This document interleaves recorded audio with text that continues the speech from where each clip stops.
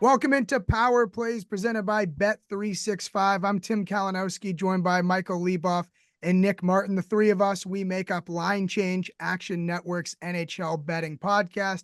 And since we don't record for the weekend slate, for the Saturday slate, a 14-game Saturday slate that goes from noon late into the night, we're going to give you three best bets for that Saturday slate. We do it as a draft style. So Nick Martin, it's your turn to have the number one overall pick. I have an idea where you're going.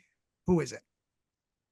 Yeah, I think a huge week for me to have number one overall because I feel like I know Mike would be liking to fade the Leafs here. I'm going with Carolina to win on the road in Toronto. I think that this price is way too close for where these rosters are currently at. I want to keep buying on the Hurricanes. Love everything that's going on there right now with Kuznetsov driving play on that second line looking great. They got good goaltending performances from Anderson and Kochetkov this week. So I think right now Carolina justifiably deserves to be power rated right at the top of the league, right there with Florida. So I thought this price was too short. Mitch Marner being confirmed out would probably move it even a little more. So yeah, this is just the spot where I really want to get on the Canes.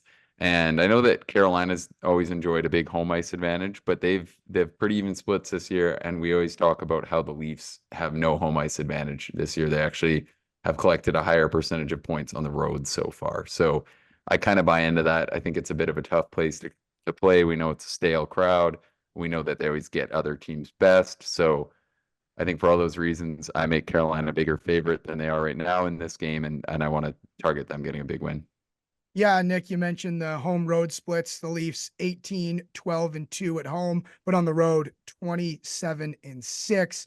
A lot of models that I've looked at online have Carolina as one of the top two teams in the league. And I think a lot of people would be scratching their head to hear that. A lot of casuals, because we hear names like Edmonton and Florida, but it's a Carolina team that just beat Florida, who many believe is the class of the field in the East. Leboff, it is a favorite, a slight favorite. Do you still endorse it? Yeah, I think that this line looks way too short on Carolina. And Nick mentioned Marner, but it's not just Marner, right? Like Cal Yarncrook is out. Ilya Lyubushkin looks like he'll be out too.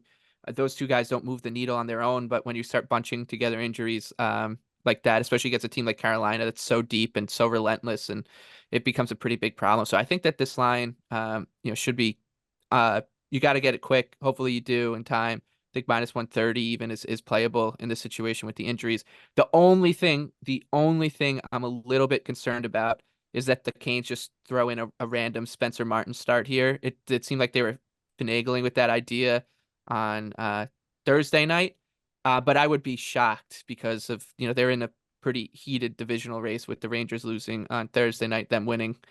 So I would assume that Rod the Bod knows to keep riding the hot hands with Kochetkov and Anderson. Maybe he just goes with Freddie back in his old stomping grounds. But yeah, this line looks way too short, and it would have been, if I had the first pick, I would have taken it as well. Yeah, I would Yeah, have and I'll done. throw it there. I am expecting Anderson. I think right now they're viewing him as the guy moving forward. We'll see if I end up being proven right on that. But yeah, like you said, Mike, these games are important in terms of the division race. Now, who knows how they actually view that? That's kind of a conversation for another day, given that the Flyers look like a soft team in third right now. But I still think they want to, get themselves in line in terms of who's going to be the starter for the playoffs. So I think that it's got to be Cover Anderson. It would still shock me to see Martin get thrown in there, but who knows? Stranger things have happened. Well, you mentioned a division race with Carolina, and since I have the second pick here, I'm going to talk about a wild card race. Detroit Red Wings, they've lost 7 in a row. They look terrible. They're playing the Buffalo Sabres in a matinee on Saturday. Tim, how could you pick either one of these teams? Well, I'm not. I'm going with the under 6.5. And I really think you got to get 6.5 here. Look, I think a lot of people, we've mentioned it on our show, would be surprised to hear that Buffalo is actually a total under team this year. 26 overs, 41 unders.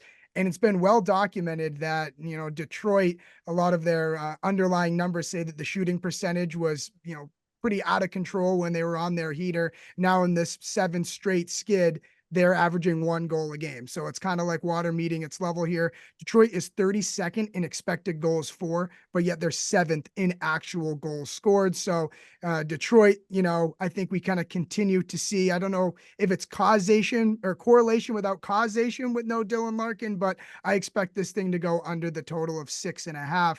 Again, a Detroit team I want nothing to do with, but let's play it under on the total here. Nick, how do you feel about this?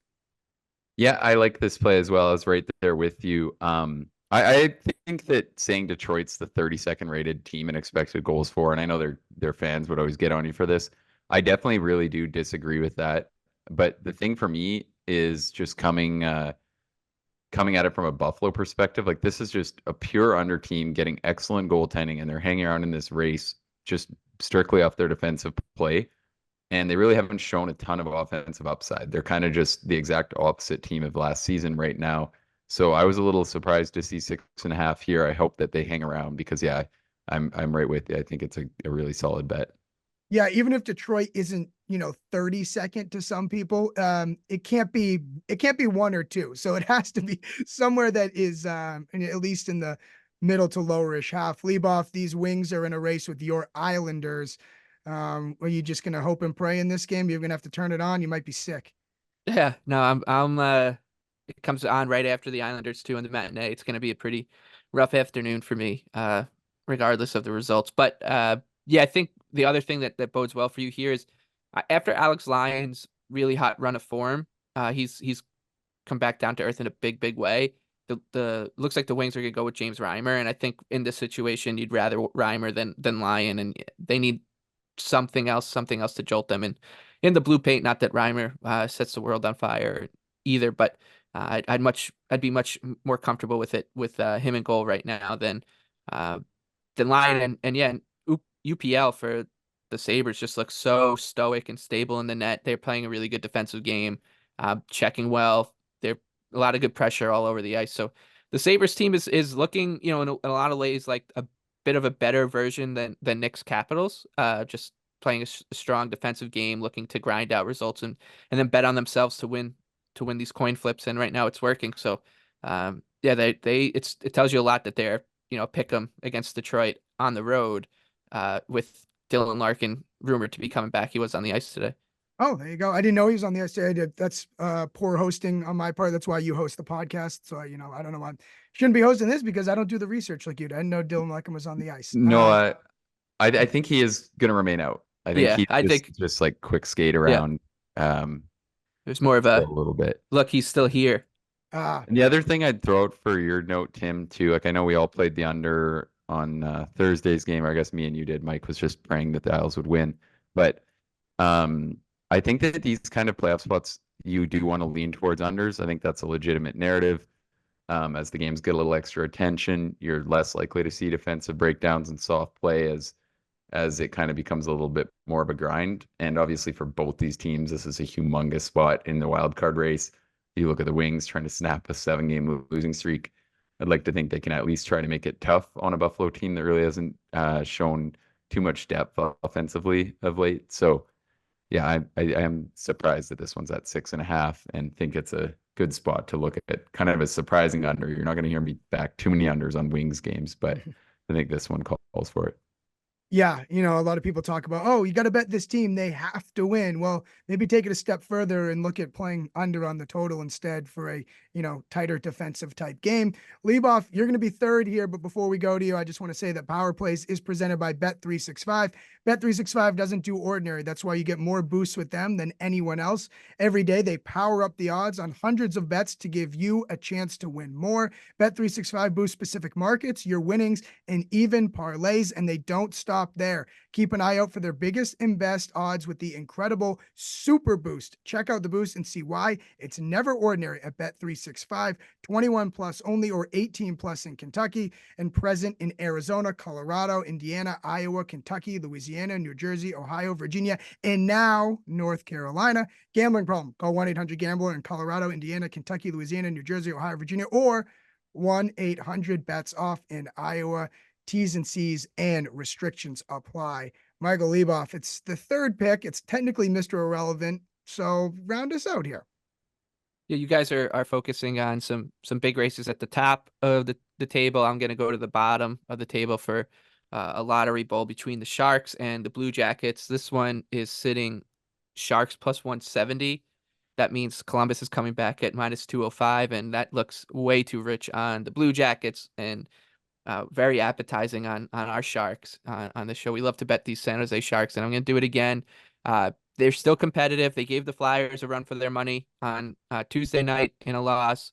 They are not as this is obviously not as a drastic a mismatch as they'll usually see in the league, playing against a team that most people would have between like 27th and 28th in the league. If you have the Sharks at 32nd or 31st, the jump isn't too crazy here. The Blue Jackets also banged up. You never know what you're going to get out of their goaltending on most nights. You could say the same about the Sharks, but when you're looking at an underdog like this, and you're kind of going to have to live with a lot of flaws, and I'm going to live with the Sharks' flaws here and hope that they can expose Columbus in what is a game on the 14 match slate that I think most people are not even going to realize is happening. If a bet wins in a forest without anybody around, does it actually win? You know, Tim? You're bang on. And Nick, I don't know about you, but I got the Sharks as it's a top 5 team in my power rankings. I don't know about you.